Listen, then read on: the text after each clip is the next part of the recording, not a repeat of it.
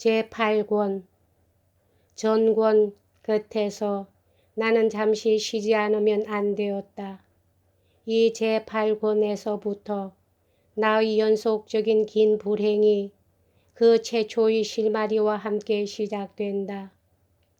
파리에서 가장 화려한 두 집에 드나들고 있던 나는 사교가 서툴기는 했지만 그래도 역시 몇 명의 사람을 사귀었다. 그 중에서도 뒷뱅 부인의 집에서는 작스고타 대공의 젊은 세자와 그의 교육관 땅 남작과 알게 되었다.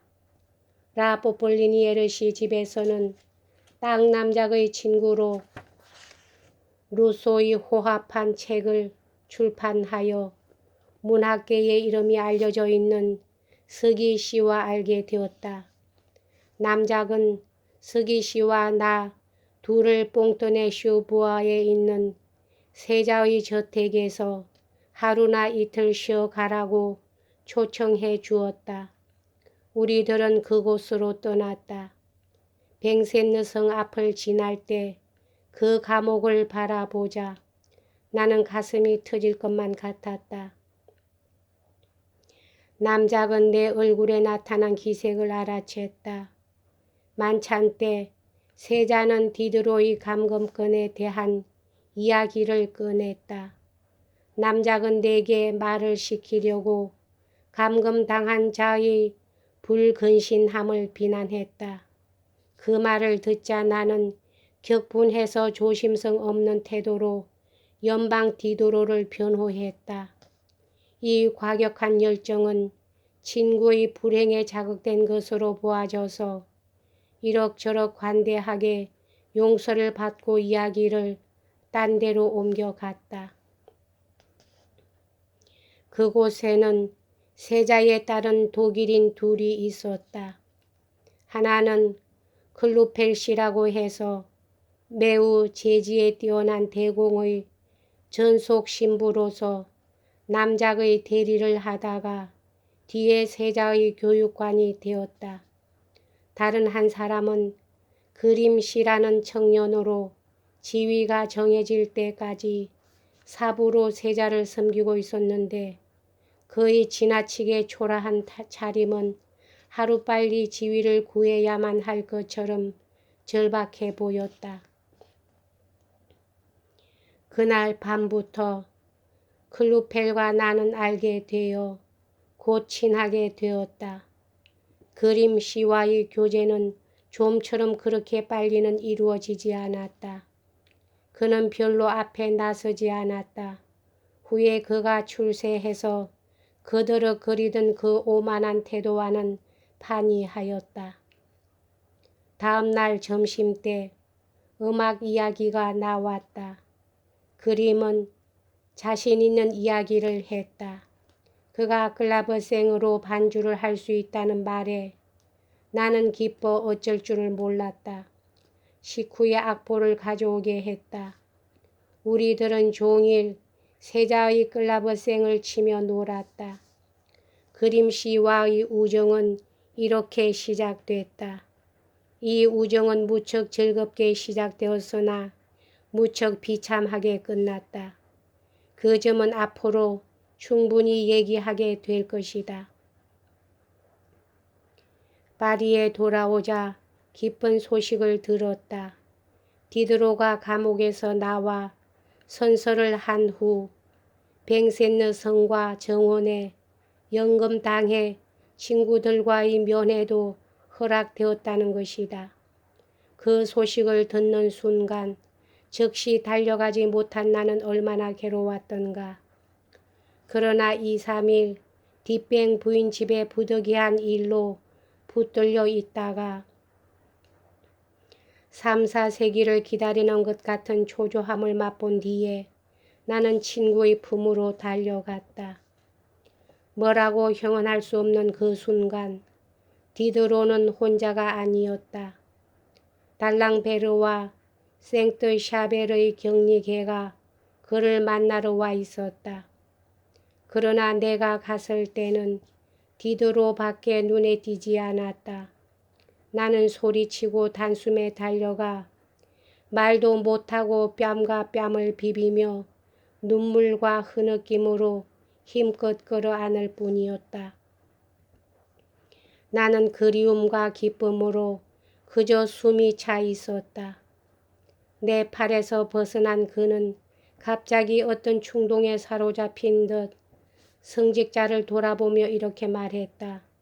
어떠소? 나는 친구들에게 무척 사랑을 받지요. 나는 몹시 감격했으므로 그때는 그가 이런 짓으로 일을 도모한다고는 생각지 못했다. 그러나 그 뒤로 가끔 이 일을 생각할 때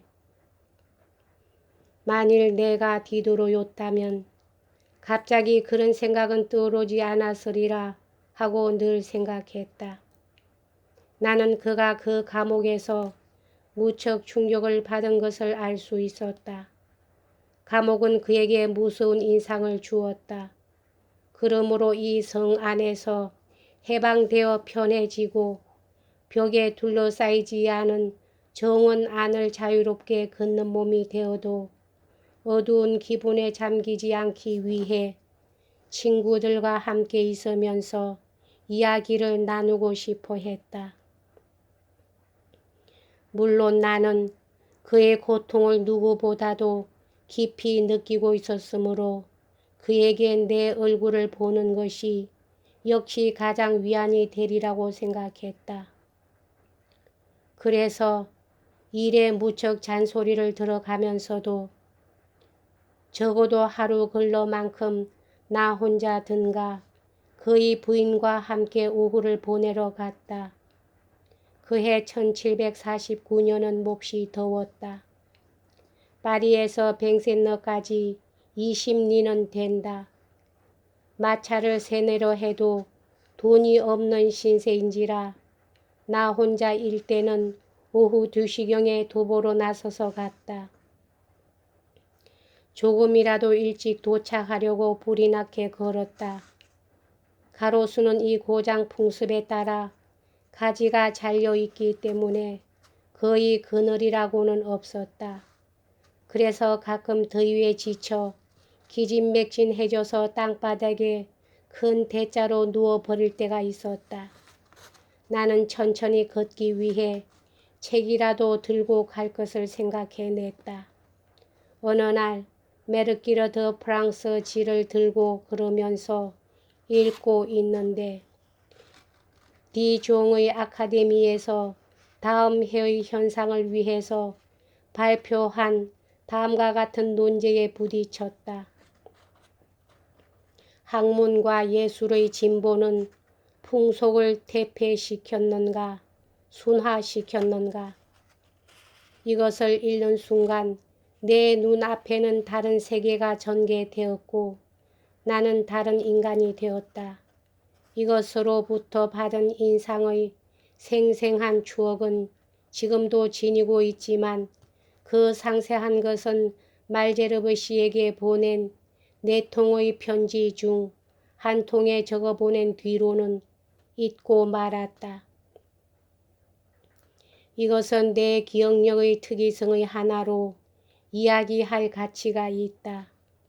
저 기억이 도움되는 것은 기억에 의지할 때이며 종이에 옮겨 놓고 나면 내게서 도망쳐버린다.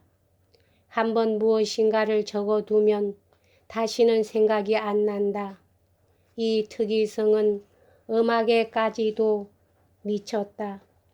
악보 공부를 할 때까지는 수없는 노래들을 암기하여 기억하고 있었으나 악보로 노래 부르는 것을 알고는 어느 곡 하나 기억할 수 없었다. 가장 좋아했던 곡 가운데 단 하나라도 오늘날 완전히 부를 수 있는 게 있는지 의심스럽다. 이때 일로 분명히 생각나는 것은 뱅센느에 도착했을 때 거의 헛소리를 할 정도로 흥분해 있었다는 것뿐이다. 디드로는 그것을 알아챘다. 나는 까닭을 말했다. 그리고는 어느 떡갈 나무 밑에서 연필로 쓴 파브리시우스의 변론을 그에게 읽어 주었다. 그는 나의 그 같은 사상을 한층 비약 발전시켜 현상에 응하도록 권고했다. 나는 그렇게 하기로 했다. 그리하여 이 순간부터 나는 돌이킬 수 없는 일을 하고 말았다.